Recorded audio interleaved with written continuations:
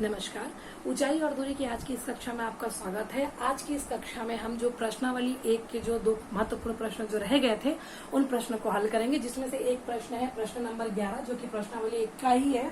Question इस प्रकार से है कि एक प्रेक्षक भूमि से 90 मीटर की ऊंचाई पर क्षैतिज रेखा में उड़ रहे गुब्बारे को देखता है और यदि किसी क्षण प्रेक्षक की आंखों से गुब्बारे का उन्नयन कोण 45 से घटकर 30 अंश हो जाता है तो गुब्बारे द्वारा बिंदु ए, पहले से यहाँ बिंदु बताया है, और बिंदु बी तक तय की गई दूरी ज्ञात कीजिए। डायग्राम कभी कभी एग्जाम में दे भी सकता है, क्योंकि इस प्रश्नावली में इस क्वेश्चन का डायग्राम बुक में दिया है, लेकिन आपको बिना देखे ही डायग्राम बनाने की आदत डालनी है, क्योंकि इसकी कोई गारंटी नहीं है कि क्वेश्चन का डायग्राम देगा। तो सबसे पहले डायग्राम बनाते तो मान लेते कि यहाँ पे कोई बिंदु पी है जहाँ पे आपका प्रेक्षक खड़ा है। अब यहाँ से धरती से 90 मीटर दूर क्षैतिज रेखा में कोई बलून है, तो मानते कि ये आपका पहला गुब्बारा है, क्योंकि पहले से बिंदु ए बोला है तो हमने इसको क्या कर लिया, बिंदु ए मान लिया। तो बिंदु ए पर एक क्या है, गुब्बारा उड़ रहा है और इसके साथ प्रेक्षक की जो आंखों का कोण है, कोण बनाने के लिए हमको नीचे क्षैतिज रेखा बनानी पड़ेगी। कोण जो है वो कितना है आपका 45 अंश का कोण बनाता है।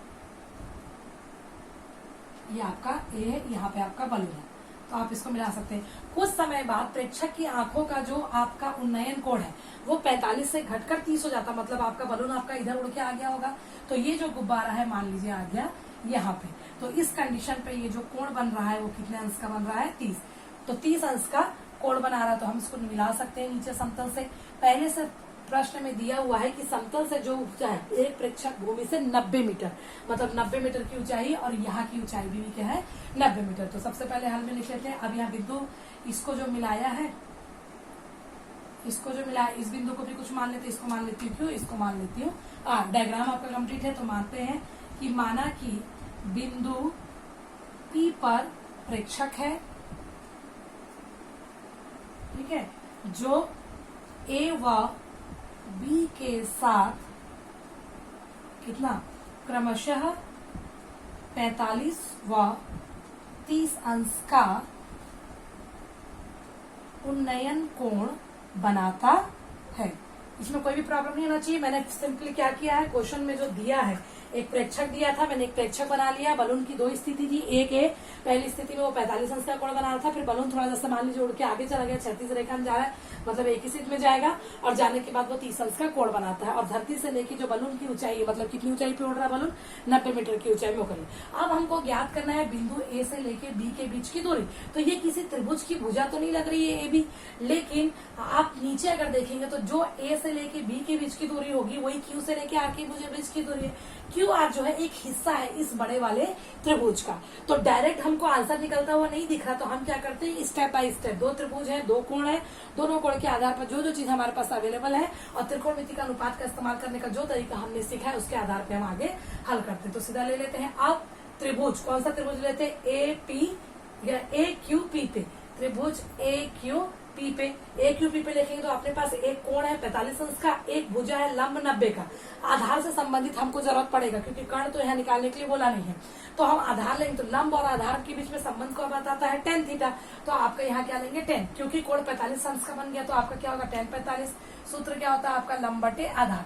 लंब आपका यहाँ पे क्या है ए क्यू, आधार क्या है आपका पी क्यू। तो जो जो मान है आप उसको लिख लीजिए। tan 45 का मान आप जानते हो 1 होता है। ए क्यू मतलब धरती से बलून की ऊंचाई, वो 90 मीटर प्रश्न में दिया है, और पी क्यू हम नहीं जानते, तो त्रिज्या गुणा कर देते, 1 और पी क्यू का गुणा करेंगे तो पी क्यू आएगा, ये आ गया 90 मीटर। तो इसका मतलब क्या है, यहाँ से लेके यहाँ तक की जो दूरी है, मतलब प्रेक्षक से, और अगर ये बलून से मैं सीधा लंबवत एक रेखा खींच रही तो वहां की जो बीच की दूरी पी क्यू है वो कितनी है 90 मीटर। लेकिन मेरे को दूरी कौन सी चाहिए, क्यू आर की। तो चलिए अब मैं क्या करती हूँ, अब बड़े वाले त्रिभुज को ले लेती हूँ, त्रिभुज बी आर पी में। अब एक त्रिभुज का नाम पी, एक बस ए और बी जरूरी है, क्योंकि यहाँ पे प्रश्न में ए और बी दिया था, तो हमको ए और बी ही रखना था। बाकी आप चाहते तो यहाँ C D E P Q R X Y Z कुछ भी रख सकते हैं। तो त्रिभुज बी आर पी में फिर वही आधार से संबंधित ज्ञान हमको चाहिए। लंब हमारे पास है, कोण का मान है, कोण यहाँ पे कितना है tan 30 है, 30 का है तो tan 30 लिखेंगे। लंब आपके पास क्या है बी आर है, आधार आपके पास पूरा क्या है पी आर, क्योंकि त्रिभुज पूरा यहाँ से प्रेक्षक की आंख के साथ से बन रहा है। तो आप आगे रखेंगे तो tan 30 का मान आप जानते हो 1/3 होता है। tan 30 का मान आप जानते हो 1/3 होता है। बी आर का मान 90 आपके पास है। पी आर आपका कितना है नहीं मालूम था, हम उसको पी आर ही रहने देते। चलिए आगे देखिए, 1/3 गुणा कर देते, पी आर का गुणा 1 से किया तो कितना आया, पी आर बराबर 90 का गुणा किया तो कितना आ गया, 90 करनी 3। ये मान है टोटल किसका, पी आर का, लेकिन मेरे को चाहिए क्या, क्यू आर। तो आप स्पष्ट देखिए कि अगर मैं पूरे पी आर में से पी क्यू को घटा दूं तो मुझे क्यू आर मिल जाएगा।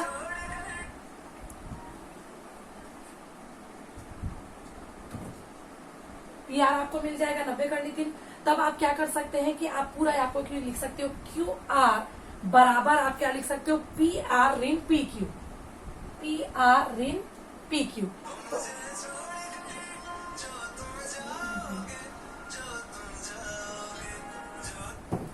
क्यू आर बराबर आपके पास आ जाएगा पी आर ऋण पी क्यू। पी आर का मान आपके पास क्या है, टोटल आपने निकाला है 90 करनी 3 और पी क्यू आपका निकला हुआ है 90, तो ऋण 90। तो डायरेक्ट कितना आ गया आपके पास, क्यू आर बराबर दोनों में से आप 90 को कॉमन निकाल सकते हैं, कोष्टक में आपके पास बच जाएगा करनी 3 ऋण 1। तो ये क्यू आर का आंसर आपके पास क्या आ जाएगा, 90, कोष्टक में करनी 3 ऋण 1। तो ये क्यू आर क्या है, ये जो क्यू आर है ये दोनों बलूनों के बीच की दूरी है, तो जो क्यू आर है वही क्या लिख सकते हो, चूंकि क्यू आर बराबर क्या है, ए बी, तो डायरेक्ट आप लिख सकते हो ए बी बराबर 90, कोष्टक में करनी 3 ऋण 1 मीटर। यही आपका आंसर होगा। क्लियर है ये। चलिए, तो ये आपका क्वेश्चन नंबर 11 था, जिसमें सीधा क्या बताया गया था कि एक प्रेक्षक था तो जो नीचे से बलून को देख रहा था। प्रथम स्थिति में उसकी आंखों से जो बनने वाला कोण था वो 45 का था। द्वितीय स्थिति में जो बनने वाला कोण आपका क्या था, 30 अंश का था। और जमीन से लेके बलून की जो ऊंचाई वो 90 मीटर दिया था। तो हमने मान लिया था कि माना कि बिंदु पी पर प्रेक्षक है जो ए और बी को देख रहा है 45 और 30 अंश का कोण बनाती हुई। तो आपको स्पष्ट दिख रहा था कि दो समकोण हमको मिल रहे थे, तो हमने पहला वाला समकोण त्रिभुज लिया जिसमें हमने फिर tan 45 अंश था, तो tan 45 बराबर लंब बटे आधार मान रखा है यहाँ पे tan 45 का 1 90 बटे पी क्यू, तो यहाँ से आपको पी क्यू का मान मिल गया। इसी प्रकार हमने बड़ा त्रिभुज लिया तो वहां से हमको पी आर का मिल गया। लेकिन क्योंकि मुझे ये ए और बी के बीच की दूरी चाहिए थी और ए और बी के बीच की दूरी वही है जो क्यू और आर के बीच की दूरी, तो मैं अगर किसी तरह से क्यू आर निकाल लूं तो पूरे पी आर में से अगर मैं पी क्यू को घटा दूंगी तो खाली क्या बचेगा, ये क्यू आर बचेगा। तो मैंने इसलिए लिख लिया कि क्यू आर बराबर पी आर ऋण पी क्यू। तो मैंने यहाँ पे लिखा पी आर ऋण पी क्यू। पी आर का मान 90 करनी थी, आपने निकाला। पी क्यू का मान 90 था, दोनों में 90 कॉमन था, मैंने 90 कॉमन निकाला तो बचा करनी थी रेख। और डायग्राम से ये स्पष्ट है कि क्यू आर बराबर क्या है आपका ए बी, तो सीधा आ गया 90 कोष्टक में और करनी में मतलब 90 बाहर निकल गया, करनी 3 ऋण 1। तो ए बी बराबर आपका आएगा 90 कोष्टक में करनी 3 ऋण 1 मीटर। चलिए एक और क्वेश्चन देंगे हम प्रश्नावली का जो बहुत महत्वपूर्ण है, तो उसके बाद हमारा ये जो चैप्टर है ये आपका कंप्लीट हो जाएगा। फिर कल की क्लास में हम एक नया चैप्टर स्टार्ट करेंगे। तो क्वेश्चन नंबर 10 आप नोट कर लीजिएगा या आप देख लीजिएगा। 10 में क्वेश्चन है, पहले क्वेश्चन नोट कर लेती हूँ। क्वेश्चन आपका इस प्रकार से है कि एक मंदिर का शिखर ये 9 नंबर का क्वेश्चन है। एक मंदिर का शिखर तथा उस पर लगा हुआ झंडा, मतलब एक मंदिर है और उस पर क्या हुआ है, एक झंडा लगा हुआ है जो कि भूमि के साथ, भूमि मतलब जमीन के साथ क्या करता है, क्रमशः 30 और 60 अंश का कोण अंतरित करता है, का कोण अंतरित करता है। और बोल रहा है कि यदि मंदिर की ऊंचाई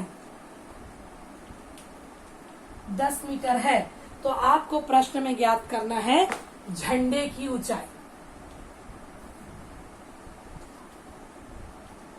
ये आपका क्वेश्चन है। तो एक बार देख लेते हैं कि एक मंदिर है, मंदिर के शिखर तथा उस पर एक झंडा लगा हो। तो हम मान लेते हैं चलिए कि आपके पास ये क्या है, एक मंदिर है, तो इसको नाम दे देते हैं, ए दे दिया और बी दे दिया, जो क्या बता रहा है मंदिर, और ये मंदिर का शिखर को प्रदर्शित करता है। तो एक मंदिर के शिखर तथा उस पर लगा हुआ झंडा, तो मान लीजिए कि यहाँ पे एक झंडा लगा हुआ है, तो इसको मैं नाम दे देती हूँ सी बिंदु का। तो ए और सी जो है वो आपको किसको बताता है, झंडे को बता रहा है, और ए भी जो है वो टोटल किसको बता रहा है, मंदिर को बता रहा है। साथ में क्या बोल रहा है, लगा हुआ झंडा है और ये भूमि के साथ, मतलब भूमि मतलब जमीन, यहाँ पे इधर मान लीजिए, आप इस साइड भी बना सकते हो, इस साइड भी, दोनों करेक्ट है। ये क्या करता है, जो झंडा है वो एक कोण बना रहा है, और वो कोण कितने अंश का बना रहा है, मंदिर का शिखर जो है 30 अंश का कोण बना रहा है और झंडा जो है 60 का। तो झंडा आपका बना रहा है कितने अंश का कोण, 60 अंश का कोण बना रहा है। और ये जो मंदिर का शिखर है वो कितने अंश का कोण बना रहा है, 30 अंश का कोण आपका बना रहा है। और साथ में क्या दिया है कि जो मंदिर की ऊंचाई है ये 10 मीटर है। तो हमारे प्रश्न में हमको बोला गया है कि इस झंडे की ऊंचाई मतलब ये जो AC का है वो हमको मान ज्ञात करना है। तो सबसे पहले मान लेते हैं कि माना कि AB जो है क्या है, एक मंदिर व AC उस पे लगा झंडा है, झंडा है। ये सिंपली हमने एक मान लिया है कि ये भी एक मंदिर है। अब ABC हो गया तो चलिए हम इसको मान देते हैं D का। और क्या क्या दिया हुआ है, जहां AB बराबर कितना दिया हुआ, 10 मीटर ये प्रश्न में दिया हुआ है। हमको निकालना ये है, तब हम क्या करेंगे, अब हमारे पास है क्या, एक छोटा त्रिभुज है और एक बड़ा त्रिभुज। तो हम एक एक त्रिभुज करके जो जो चीजें हैं उसके आधार पे कैलकुलेट करते हैं। तो सबसे पहले हम छोटे त्रिभुज पे चलते हैं, त्रिभुज ABD पे। त्रिभुज ABD पे क्या है, लंब है। आधार का मान पता नहीं है, कर्ण का यहाँ कहीं इस्तेमाल जरूरत नहीं पड़ी क्योंकि जो भी हमको निकालना है वो लंब से रिलेटेड है। तो आधार नहीं पता है, तो लंब और आधार में संबंध क्या बताता है, 10। और यहाँ पे कोण कितना बन रहा है, 30 का। तो 10 30 बराबर लंब, लंब बटे आधार। लंब क्या है आपका AB और आधार का मान है आपका BD। 10 30 का मान क्या होता है, 1 बटे कर्णी 3। AB का मान आपके पास पहले से दिया है 10, BD का मान मुझे नहीं पता। तो यहाँ पे मुझे BD बराबर क्या मिल जाएगा, 10 कर्णी 3। तो BD का मान आपको मिल गया। तो ये मिल गया आपका 10 कर्णी 3। ये क्यों निकाला, क्योंकि जब हम बड़ा त्रिभुज लेंगे तब हमारे पास आधार का मान रहेगा। अब हम बड़े वाले त्रिभुज में ले लेते हैं। अब त्रिभुज CBD में क्या होगा, फिर वही 10 लेंगे। बड़ा कोण क्या है, 60 अंश का कोण बना रहा है। 10 60 बराबर लंब बटे आधार। लंब पूरा क्या है, BC। आधार आपका क्या है, BD। अब आपको पता है 10 60 का मान कितना होता है, कर्णी 3। BC का मान नहीं पता तो हम इसको BC ही रख लेते हैं। उसके बाद बचा क्या, BD। BD का मान 10 कर्णी 3 है। तिरक गुणा कर दीजिए, कर्णी 3 गुणित 10 कर्णी 3 कितना आ गया, BC। तो 10 कर्णी 3 मतलब क्या हो गया, 10 गुणित 3। तो ये आ गया 30। 30 आपका आया BC का, लेकिन मेरे को मान किसका चाहिए, AC का। तो आप चाहे तो पूरा BC को क्या लिख सकते हैं, AB धन AC। या फिर यहाँ पे आप इस प्रकार से करिए कि चूंकि आपको चाहिए AC, तो AC बराबर यहाँ लिख लीजिए, चूंकि इस मान को यही रख लेते हैं।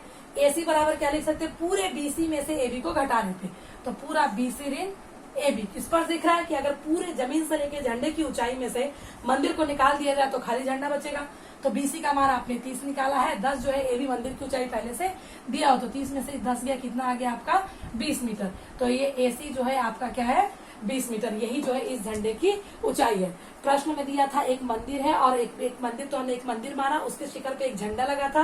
शिखर से, झंडे के शिखर से 60 अंश का कोण और मंदिर के शिखर से 30 अंश का कोण बन रहा था। तो आपको झंडे की ऊंचाई ज्ञात करनी थी यदि मंदिर की ऊंचाई 10 मीटर दिया हुआ था। तो दो त्रिभुज हमको डायग्राम में प्राप्त हो रहे थे। मैंने पहला त्रिभुज लिया क्योंकि पहले त्रिभुज में 30 अंश का कोण बन रहा था। तो 10 30 बराबर लंब की जगह AB, आधार की जगह BD। AB का मान 10, BD का मान 10 बटे BD कर दिया। त्रिया गुणा किया तो मुझे BD बराबर 10 कर्णी 3। ये 1 कर्णी 3, 1 बटे कर्णी 3 कहाँ से आया, 10 30 का मान होता। अब मैंने पूरा बड़ा वाला त्रिभुज ले लिया। बड़ा वाला त्रिभुज लेने पे फिर वही कोण जो है 60 का बन रहा था, इसलिए 10 60। लंबा आपका BC बटे आधार आपका BD। तो BC बटे आपका BD आ गया। 10 60 का मान आप जानते हो कर्णी 3, BC और BD का मान अभी अभी आपने कैलकुलेट किया 10 कर्णी 3। तो मैंने यहाँ पे 10 कर्णी 3 रखा। तिरक गुणा किया, कर्णी 3 गुणित कर्णी 3 आपका खाली 3, 10 दिया 30 आपको BC का मान मिला। लेकिन मुझे खाली मान चाहिए था AC का। तो डायग्राम से स्पष्ट है कि अगर पूरे BC में से मैं AB को घटा दूं तो खाली क्या बचता है, AC। तो मैंने इसमें लिख दिया AC बराबर BC ऋण AB। BC का मान 30 था, AB का मान 10 था। 30 में से 10 घटाया कितना आ गया, 20 मीटर। तो ये इस क्वेश्चन का सॉल्यूशन था। 2 प्रश्न को मैंने आप लोगों के लिए छोड़ा था और आप में से बहुत सारे लोगों ने उस क्वेश्चन को बना भी लिया है। अगर उसके अलावा भी कोई ऐसे प्रश्न है जिनके लिए आपको डाउट आ रहा है, चाहे वो CBSE बोर्ड से हो, CG बोर्ड से हो या किसी अन्य बोर्ड से भी रिलेटेड हो, अगर ऊंचाई और दूरी चैप्टर से संबंधित कोई प्रश्न है जो आपसे नहीं बन पा रहा है या कोई प्रॉब्लम है, तो आप बिल्कुल उस क्वेश्चन को मुझे व्हाट्सअप करिए या कमेंट में नंबर वगैरह या प्रश्न आप मेंशन करिए, तो मैं उस क्वेश्चन का सॉल्यूशन आपको एक्सप्लेन करूंगी। Thank you.